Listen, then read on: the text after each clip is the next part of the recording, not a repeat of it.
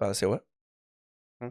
Exactly. Welcome to another episode of Pilots Say What, where we hear what pilots have to say. And today we have Sean Drucker. Appreciate you for joining in with us.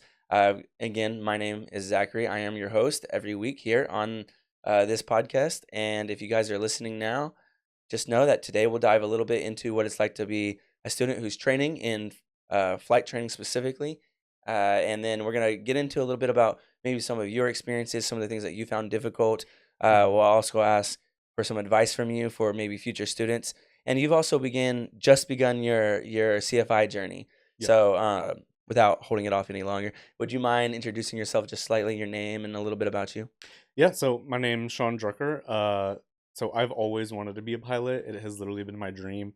Everyone that knows me, family, it's something I've talked about since I was a kid. And I tried, because I'm 29 now. Mm-hmm. I've never felt so old in my life until I came to flight school, and all of a sudden I'm the old one everywhere. So that's been an experience. But I've been in management, different things for a while, real estate, commercial real estate. And then in 2018, I actually really was like, okay, I want to do this pilot thing. And American Airlines had just started their cadet program. Mm. So I thought that was really cool. And at the time, it was kind of bare bones. Like they didn't have it established like they do now. And Mm-hmm. so I did apply for it, reached out, applied to Sally Mae for the loan. Mm-hmm. And Sally Mae called me and was pretty much like, you applied for this big loan for flight school. Do you realize what the payment on this loan is going to be? Like, how do you expect to pay this when your training is done? And it Yeah. scared me to death. Wow. And it really pushed me off to where I was like, okay, I guess this isn't really feasible for me. And Okay. that was 2018. So that Yeah. was 6 years ago now, almost. Mm. And it took all that time for me to kind of come back full circle to this. Mm-hmm. And obviously, there are cadet programs that are much more developed now. But I was really happy. I toured 6 different schools. I did a lot of research before I Mm. started this. And then I came across Thrust Flight and toured the school and, looked things up online and talked to people that I knew who went here, and just Mm. the vibes were good. Right. Everything that I was looking for, Thrust had. And then I got lucky that, my parents moved back to Texas, and I asked if I could have some free rent, Oh, stay that's with them, awesome. That's and then awesome. take out that loan and actually start this process. It's interesting that you had that call with Sally Mae. Mhm. At that time, it sounds so. I want to first understand the cadet program that American Airlines had started around that time. Were they going to put you through flight training, and that's why you were asking for a loan? So to my knowledge, when they first started the program, I don't know that it was set up the way it is today. Mm-hmm. I'm pretty sure it was just, hey, you become an American Airlines cadet, you go to our partner school, Mm. and we'll consider hiring you after. Okay, Uh, and I could be wrong on that, but but that was your understanding at the yeah, it, time. it wasn't anything like they didn't pay for anything. It Mm-hmm. wasn't like, there wasn't any kind of financial support or thing to make it super special. It was great that they were starting those programs, Mm-hmm. but it still wasn't really helping people break through that financial barrier. Okay, gotcha. So much so that Sally Mae sees this loan, and although they're the type of I don't understand loans well enough to sit here and say they're a type of loan, but I Right. know I think they're a private loan, so Hmm. they can be applied wherever you can get it approved for. Yeah. And they're like, this is different, this is big, Yeah. just so you know, kind of thing, Yeah. right? It was really interesting to me because, you go and apply for a loan and you think, okay, I'm going to be approved for this or not. I was kind of shocked with how aggressive is the word I want to use the phone call was. Like, Yeah. I don't know if I'm just remembering it a type of way because I was emotional, but I remember I was at work at the time and I got the call and I like stepped away from the office to take it. And I was just so taken aback of like, it just felt like they were pulling my dreams away from me. Like, I thought I was going to be able to do this and go to flight school, and I had Mhm. finally been like, cool, I want to do the thing I've always dreamed of. And then this financial institution was like, you can't do that. Like, what are Yeah. you, So crazy? were you approved? I don't even know that I got far enough for it to be an approval or a denial. Mm. I'm pretty sure after that phone call, it was like, okay, I Just guess I kind just won't continue in this okay. process. So I think I want to say they were like, oh, maybe if you get a co-signer, we'll continue this process. I don't think I officially got approved or I denied. guess the part for me that stands out here is that I think what probably stand out to you in the moment, especially, is that when that when you want a service from someone who can make money off of you, Hmm. tells you that, hey, I don't know if this is a good idea for you. Yeah. Yeah, of course. Of Yep. course you're gonna be like, well, you Yeah. have something to gain from me doing this. Why would you warn me not to? So Exactly. therefore you kind of like it's like, oh, that's scary. Yeah. So you made it past that, but I want to go a little further back. You wanted to fly so bad. Hmm. um when did that interest get peaked? Because I want people to understand why you were so interested and why you still chose to make a crazy Yeah. decision, quote unquote. To be totally honest, I can't remember when, if there was like a moment that I was like, oh my gosh, I saw my first plane. I don't really think I had anything like that. I think I grew up very, very nerdy, very technical. I've always loved, cars, planes, trains, boats, all those kinds of things. But there was Mhm. just something about aviation and flying and the travel aspect, but also just like the way that planes work that was so interesting Yeah. to me. And also just like that image of a pilot, like it is such a respectable profession. Hmm. And it's something that I feel like there's a lot of jokes about, like, if you go on a plane and ask people to raise their hand if they think they could land it without training, all the guys are going to raise their hand and be like, "Oh, I can land this plane." Especially when you get into this, you cannot. You realize, like, this is a challenging and demanding, and it's a skill that you really have to work on. And so part of that to me was like, I am very big on, I look for achievements in life. So I wanted to do something with my life that I felt like I would work towards and earn, Hmm. and it would be something to like look at and be proud of. So Mm. all of that together, my interest in planes, just the nature of aviation and traveling, and then the way that pilots are looked up to, just always like, it always just made sense that that was what I wanted to do. That makes sense. It sounds like there's an attraction to the profession, and but even more so, to the difficulty of it in a way. Hmm. You want to Yeah. you kind of like you want to overcome the difficulty of it. You want to do something kind of difficult. It sounds like Yep. actually. Uh, and I, for the record, I took a discovery flight. Oh, cool. Very It cool. wasn't supposed to be a discovery flight, but I was flying with Keelan, and we were filming some things, and he's like, "Here, take the yoke and the Nice. rudders," and I was like, "Well, this is like omnidirectional. I didn't know this would feel this way." Yeah. And I'm like, "Oh, I see the feeling though. Like you can when you ride in it, it's not the same as when you fly it. Like I Hmm. understand the difference because the feeling of the control. I mean, you feel like you're flying. Yeah. It's Yeah. it's the Exactly. closest thing to fly. I mean, you're flying. Yeah. It's Yeah. crazy. Exactly. So anyhow, I don't want to describe that to anyone. Just take a discovery flight. But my point is it is difficult. I mean, Hmm. I'm like, wow, this it's a whole new thought process. It feels like when you attempt something and you're like, wow, I didn't quite get it. Let me try again. I think I can get it. Yeah. I had that little itch right there, and I'm sure that's what it is. Yeah, I mean, it's really something that it's like nothing else you'll ever experience. It's not like driving, because again, you have up, down, left, right, moment. Like, there's so much more to it. Yeah. But yeah, I've always been the type of person that, like, I want to continue to challenge myself, continue to grow, and continue to learn. Hmm. And I felt like this was the perfect job for it, because I was always in jobs behind a desk where it was like, okay, I can see what I can do next. Cool, I'm gonna learn that, do it, and achieve it. And I did, and I kept doing that. And it got to the point where I was like, okay, I can conquer all of these office tasks, and I can keep getting to the next level behind a desk. But Yes. I want, to, the sky's the limit. I want to Yeah. do something else. So I literally wanted to get into the sky. It just felt right. I can understand, like, there's, like, let me try out the way that I'm supposed to do things. Nah, I'm just gonna do it the way Yeah, I want instead, right. which is, like, go kinda big, and for some people, this is a dream, and dreams are big whether it's r no matter how big it really is, it's big because it's a dream. So, Yeah. I have to put this back into perspective. In 2018, you kinda you pump the brakes. You're like, "I don't know what to do next." I'm sure, and then quarantine comes. I'm sure you have to kinda, like, sit with that number in your head. I'm sure you still get into the content of some of it, and you're still Hmm. kinda learning a little bit more, and then you kinda start to when did you start looking into it again? When did you start reconsidering? So I actually had, like, completely put it out of my mind. Okay, And I was living in Texas, and I'm actually from New York City originally, okay. and I've always wanted to go back. So Mhm, actually, in the middle of the pandemic, I ended up getting a job in the career that I thought I was fine with doing. I got a job right outside of New York City, moved up there, and started moving up really quickly. mhm. And I got to a point where I could cross the street, be on a train, and get to the World Trade Center in 10 minutes. It's I was awesome. living my dream that I thought I had. I was making really good money, Okay. but I still was just like, I wasn't happy, and just kept being like, "There's something else. Like, I want something else." Like, I And you're was like never, 24, yeah, like 25? 24 years old. Yeah, I was making great money. Like, I bought got you. myself a new Mercedes, and I was living in this great apartment, and I was just like, this isn't it. Like, there's just something else that I want to do. And I ended up actually moving back to Texas because I just felt kind of lost. I wanted to be near my family again.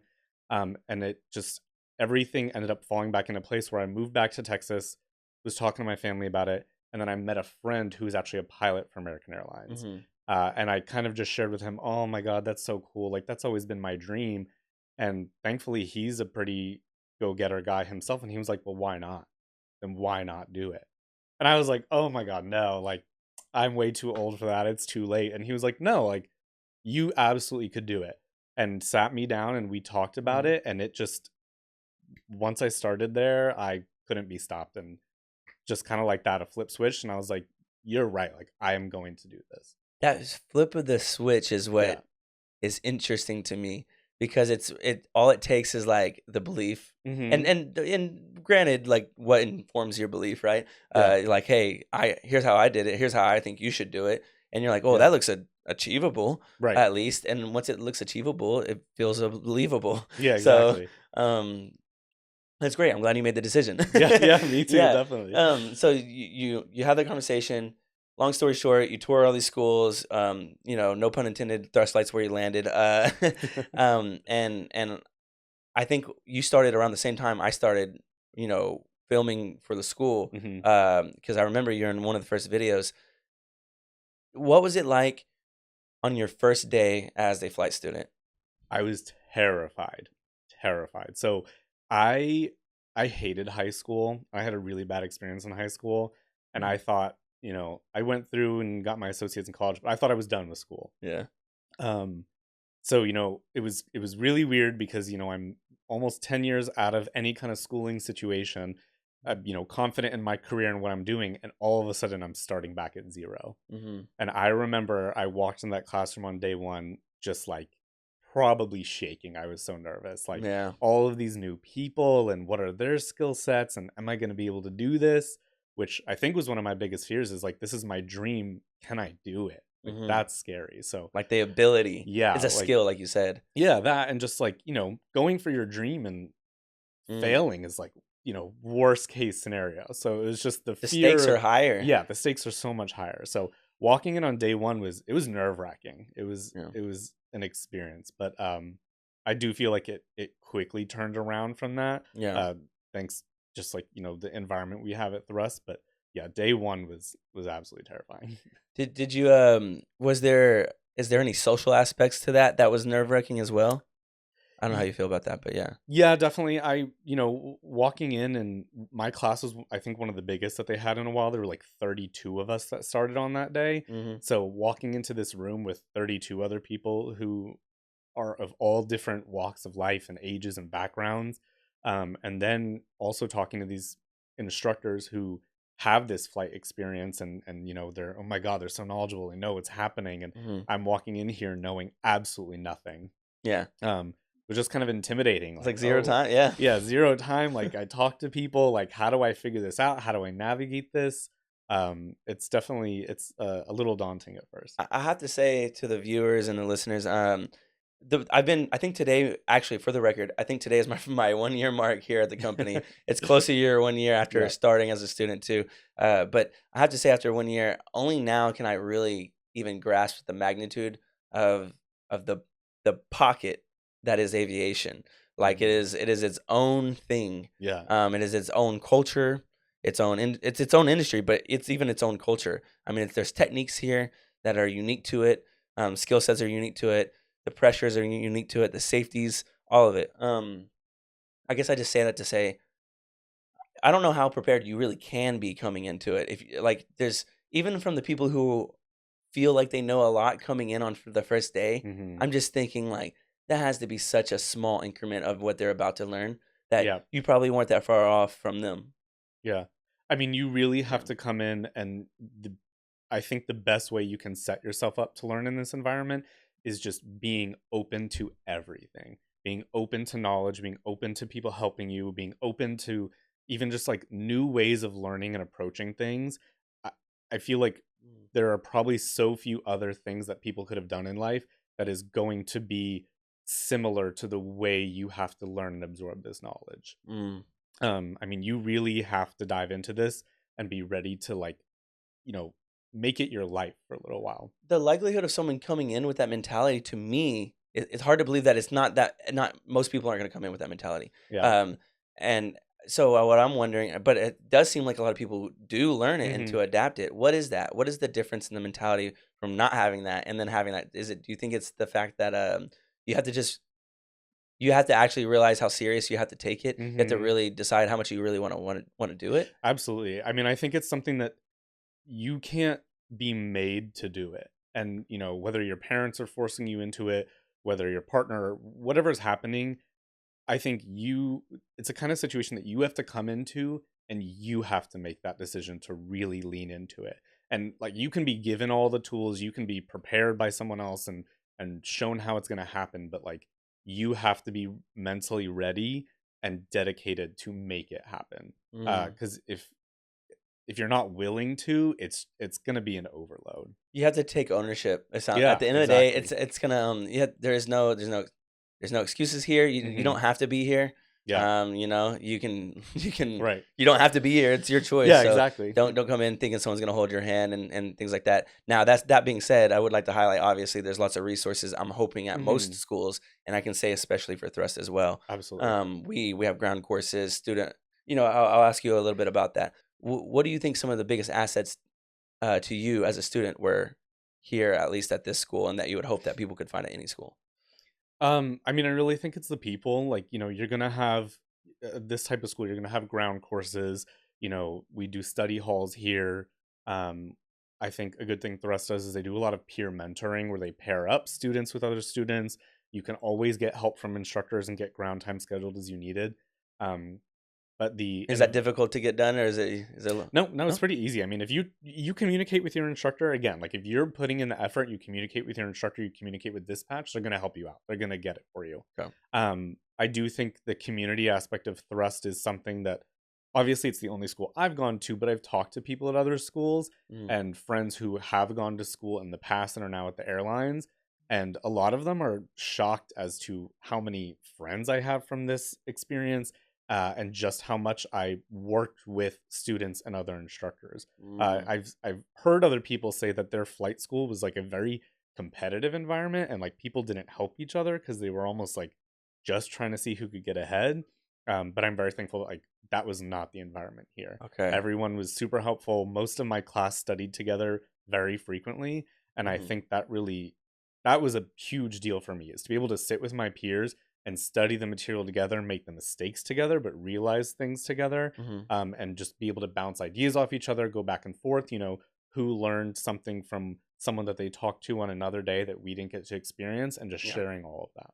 That's first of all, it's great to hear. I appreciate you for being able to speak to it that way. No school, not even Thrust Flight, where here we are, can solve all your problems, right? Right, right. You're gonna run into difficulties, regardless. It sounds like, and I'm sure you ran into some things that were difficult for you. Like maybe there was a certain maneuver, or skill set, or topic that just like you had to put a little extra work into, or something. What's something that was difficult for you throughout your first handful of ratings that you kind of had to figure out? Yeah, so it was interesting because I got through private and instrument, our first two ratings, very quickly. Yeah. And obviously it was new to me, and it was kind of like oh wow, like you're doing really well, like great job. Hmm. And it just felt amazing. I was on this high, everything seemed to be coming easily to me. I was just getting it. Yeah. And then when I started my commercial rating was in the summer. It was Okay. really hot, really turbulent flights, and transitioning back to flying, looking outside versus instrument, I I just all of a sudden really struggled with my like comfort in the plane again. And like Yes. the turbulence was really throwing me, and I wasn't able to maintain altitude on maneuvers, and I just started really getting in my own head because I Hmm. went from, oh, I was doing everything so well and this was so great, to Hmm. all of a sudden facing some challenges, and I got really in my head about it. Mm. Um so it was something that I made sure once I realized it, I talked to my instructors about it. I talked to operations about it, and they were great about, okay, like, what do you think you need to do? Like, can we move your reservation later in the day? So maybe you just have a few flights where it's not turbulent, so you can get this down. Yeah. Go with a different instructor to get a new perspective. So they give you these different avenues and tools to, solve the issues that you're running into. Okay, cool. I see what you're saying. They're like, hey, this is nuanced. This is difficult, and it's gonna Hmm. happen. Yep. What else can we do to help you get over where you feel? It takes a lot of that takes a lot of I think maturity, I guess, Yeah. to Yeah. sit there and be like, "Well, I'm having like a pretty tough problem that I need help solving," to Yeah. even want help and to look for like a nuanced solution. Um, but it sounds like maybe your confidence took a like you kind of were struggling a little bit with the confidence because of the change in what you were being asked to do. Yep. I think a lot of that. So I'm developing this understanding from the outside. Hmm. It's like I guess you would say theoretical understanding of flying or at least training. It sounds like people go into instrument, you get the basics down, you at least learn how to maneuver the plane, Yep. and that is like exciting, Hmm. and it puts a fire in you, and then you go into instrument, you start to learn how to use the tools, Right. and you're like, okay, we're gonna get a little more in the weeds here, but there's numbers attached, there's Hmm. metrics, there's arithmetic, whatever, like this is what it is, like it's factual, but then it sounds like the true pilot in people comes out in commercial because you Hmm. have to now you're not just a naive student that's excited to do the little things of flying Right. and because you know all this technical stuff now, but now you're being asked to not look at it as much and to feel what you learned because I Yeah. it sounds like people have the struggle of not looking at their instruments and going back to feeling the plane, Yep. and it sounds like that's part of it. I don't know. Yeah, I think it's you go through private, you're learning to fly, you're doing certain maneuvers and it's like, "Oh good, like I can do this, I can make this work. I achieved it and I, hit point A or B and I'm good." Hmm. Then you get into instrument and you're right. You learn how to fly by instruments. There's a lot more complexities to it. You're learning that type of flying. Hmm. Well, then you're like, "Cool, I got all that down. I can fly by looking outside. I can fly by looking at my instruments. Like I should be good, Hmm. right?"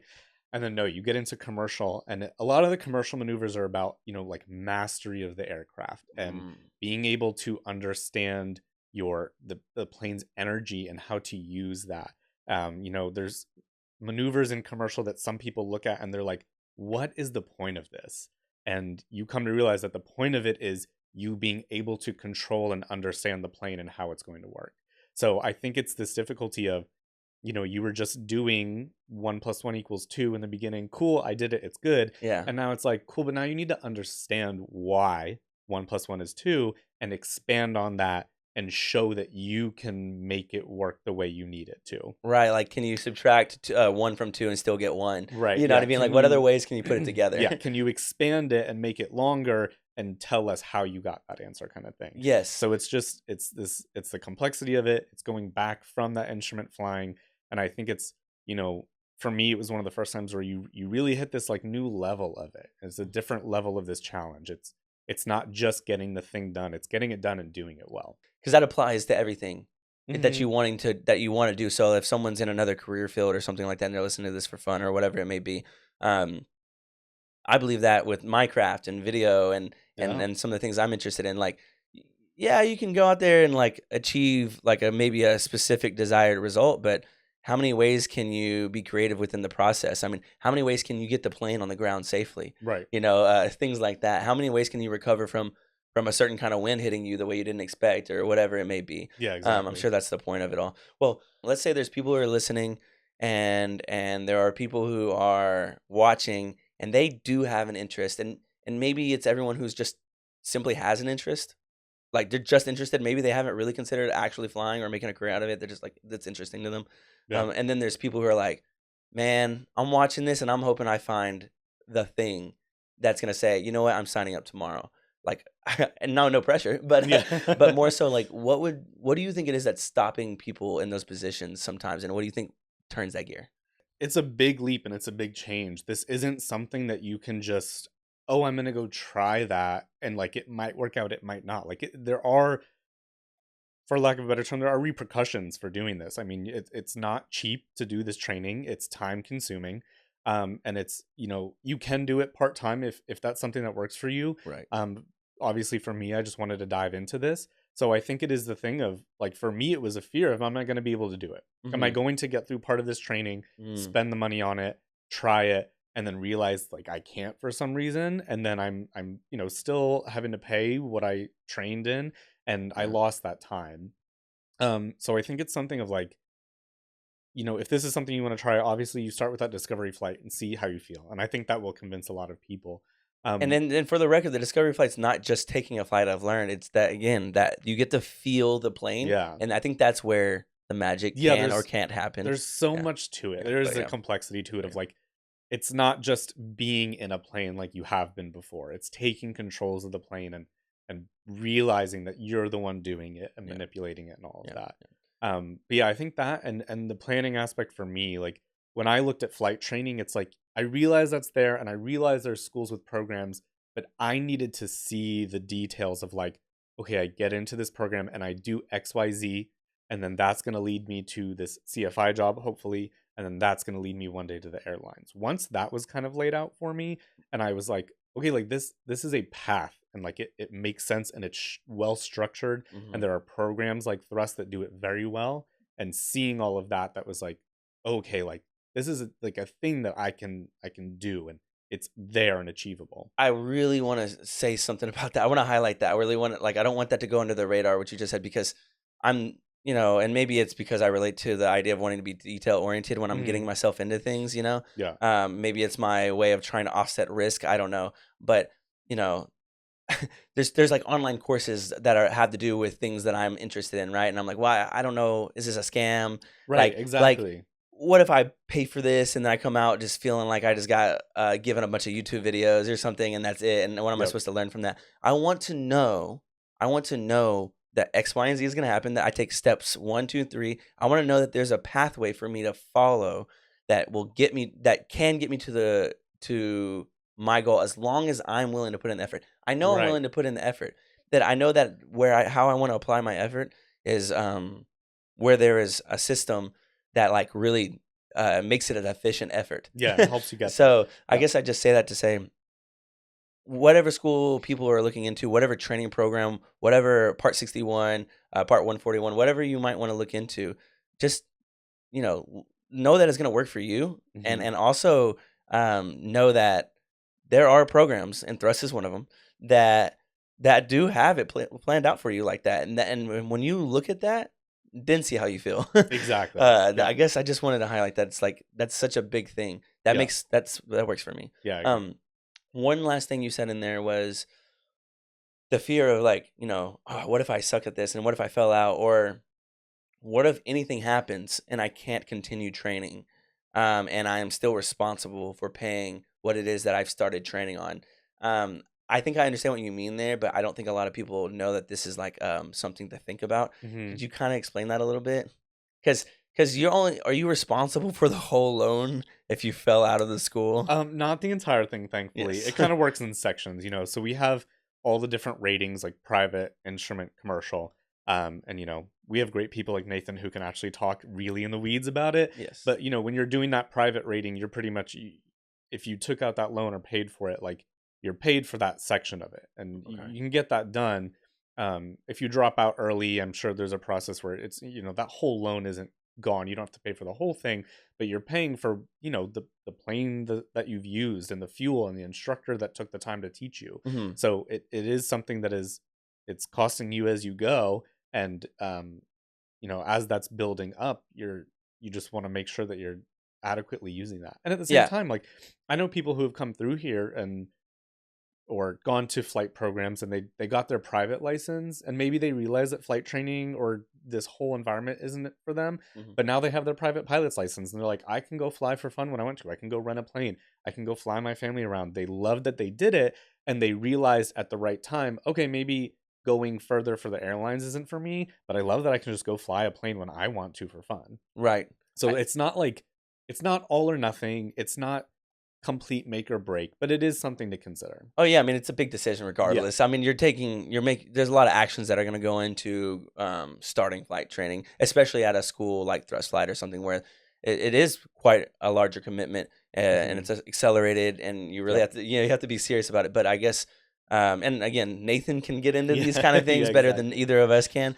But so that people are aware, you know, you take out a big loan, and the school allocates it to all the resources in almost an itemized way. Hmm. And if you get through a portion of your training, you are more likely only to pay for the parts of the training that you touched. The rest of it, let's say you never touched something, hopefully not all, I don't know if all schools work this way. I don't think they do, but I know that Thrust has made sure to like do diligence to their students, which is, making sure that they don't pay for what they don't use, if things don't go the way they wish for them to be. Now, on the flip side, I was talking to our VP recently, and our success rate's really high, so that's not super Yeah. relevant to a lot of our students. A Right. lot of the students just finish the program and go on with their career. But Yeah. for people who are concerned about that. Moving on though, you started your CFI recently. Yeah. Yeah. That did your training as a CFI. How's that going? It's great. I mean, it's a lot of, the whole time you're here, you're training for this, right? And then we obviously have the CFI rating where you're getting your instructor certificate. Okay. But Thrust also does a great job of having, in-doc, which is several days of training. There's so much to work with as far as, the documents and procedures we have, and then just the availability of instructors and chiefs to talk to understand what is expected of you and how to best help the students. I think before the podcast started, you said you got your first student. Yeah, I had first students today, so Yeah. started out. So I mean, it's so funny to hear about that. I've talked to a couple of CFIs on the podcast about it. What are you guys going to be working on? What level are you helping them train in? So the first students I got are double I students, so they're pretty much at the tail end of their program. So they're Okay. getting the instrument add-on to their instructor Mm. certificate. Yeah. Okay. And what as someone who's learning more about becoming a CFI, what does that contribute to you? Like, what are you getting? What do you get to learn here? Do you think? I'm sorry if that's a Well, I mean, I yeah. think I'm going to be learning a lot Yeah. because I am not I don't think that I am. Oh, I got my certificate. Cool. I'm a teacher and I'm going to be great. No, And I think I Thrust think knows that, and that's one reason why they yeah. give you certain students at first. But Exactly. Yeah, it's all a learning process still. And Mhm. I mean, today even in the simulator in the sessions, it's like I'm doing things with a student and I'm realizing like, oh, this would be better if I did it this way for them, or like, okay, they're responding like this, or like maybe don't say that, or like kind of approach it this different way. Like Yeah. you're never going to stop learning. And I think that's one reason why I really, was excited to go the CFI route versus going and taking a different aviation job. You're going to be learning this whole process. It's not going to stop until you get to the airlines. Like Right. it's going to be new experiences, new students, new mistakes, new things to get through, that kind of stuff. Well, now from talking to you throughout this episode, it sounds like you maybe would be someone I could ask this about, which is what's something like what's a personal thing about becoming a CFI that you think you can gain, like skill wise, I guess, because Hmm. I feel like you probably have an idea of I really want to get good at this. Like, there's a goal I'm sure you have for yourself here, Yeah. and I'm curious, kind of like a little bit more about what that looks like. It might be what you just said, but Yeah, I think that I've been in a lot of positions where I've been, I've done training and I've like worked on training okay, programs at jobs. So that's not totally new to me. okay, But I'm also the type of person where like I am always wanting to expand my knowledge and improve what I'm doing. hmm I always want to be, at this point, my goal every day is I want to be a better instructor. I want to be a better pilot, but I want to be, just a better coworker and peer. Like I am just always looking to gain knowledge and just be a better person than it sounds so cheesy, be a better person I than I get was it. yesterday, but Yeah, like that is always my goal. I want to do, I'm in this job, I want to do good for Thrust, I want to do good for my students, and then good for myself. And if you do it that way, you help your students, it helps the school, it helps you. It's just going to naturally unfold. yeah. I mean, and what I hear there, and correct me if I'm wrong, but it sounds like you genuinely just want to thrive and prosper Yeah. in your role and in your skill set. I mean, you're following your dream right now, Yeah, and you're at exactly. a good place. It sounds like. Yeah, So yeah, that's the goal. I mean, I get to fly planes every day. Like it feels like a dream, but I want to be the best that I can be at it. yeah. Yeah. And if I think that's the right, by the time you get to a place where you're following your dream, I think that's the only way to be thinking about it. Yeah, And exactly. do you feel scared at all? Nervous about things? Are you like nervous about the future at all? Yeah, I mean, I'm obviously someone who likes to plan and worries about things, and I try to be very realistic. Um, I am very optimistic about where I'm going and what I'm doing. Okay. But I think there's an appropriate level of nervousness and fear to keep and to, keep an eye on Yeah. and be like, okay, like, yeah, that's a possibility, or like that is something to be concerned about, and let me watch that and keep an eye on it. Um, Not to let it, ruin anything or control you, but I think it's very appropriate just to have that to keep you in check. That makes sense. That makes sense. I guess I just asked that because it's not like you're on a in a good place with all of that, where it's kind of like you're just enjoying the journey Yeah. at this point. So that's good. Okay, so do you? I mean, we've got to a pretty good spot. There's a few things I still want to be able to ask about. Maybe a few pieces of advice here towards the end, but before, I want to know finally, like, what's the vision for you after training? Maybe you've got into your career even. Yeah. What kind of vision do you feel like you have in your head? Um, it's kind of tough. I mean, I feel like if you just ask in general, or when I was starting this, I'm just like, oh, I want to be, wide body on American Airlines one day. That it feels like the staple response almost. Mhm. Obviously, I'd be happy at any big airline, that kind of thing. But I really do. I want to be able to like make an impact and do something on top of that. Like there is a lot of interest. I've already been volunteering with NGPA, NGPA, and Women's in Aviation, and just doing things at like community face value Mhm. and like getting to know people.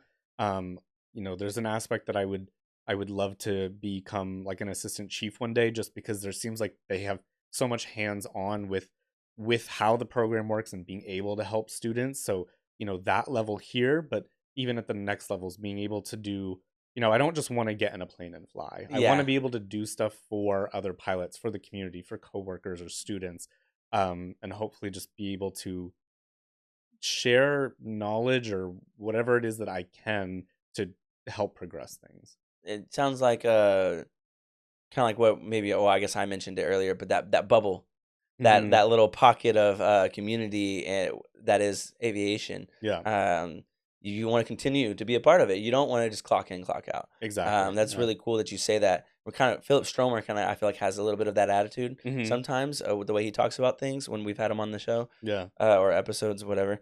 Um, yeah, that's cool to hear. I could imagine the way you're talking about it, you being maybe someone who would be a chief or something. And I wanted to ask if you had any interest in that. We recently, I just want to highlight this at too.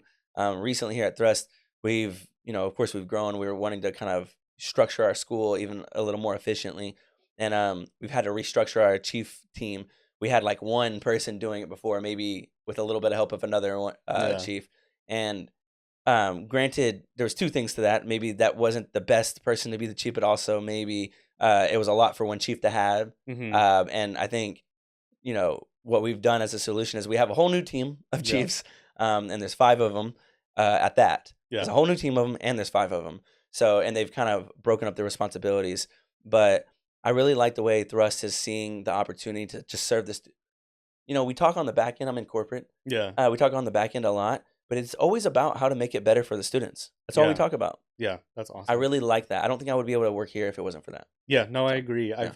I've worked for a lot of companies in the past that grew very rapidly, Hmm. and it was, for me, kind of obvious that they weren't willing to make the changes to be able to grow and expand. Hmm. And I mean, it's just simple that like when you're a small company and you're growing, that your operations can't just stay the same. Yeah. And it has been, not to just sound like a fanboy, but I really, because I've had that experience, I can really appreciate the way that I've seen Thrust be like, we are growing and we're making changes to accommodate that growth, and Yeah. like really taking steps, even like before it's like, oh no, we have a problem. It's like, hey, this would be a really great idea to implement, Hmm. and it would really help us as we continue to grow, get more locations, have more students and instructors. Yeah. They do the things proactively to help them out. Yeah. I think that's true. I'm that way. I mean, I like to be a part of something that's proactive and thriving, Yeah. somewhere where I can make an impact that actually matters. And I really think that's happening here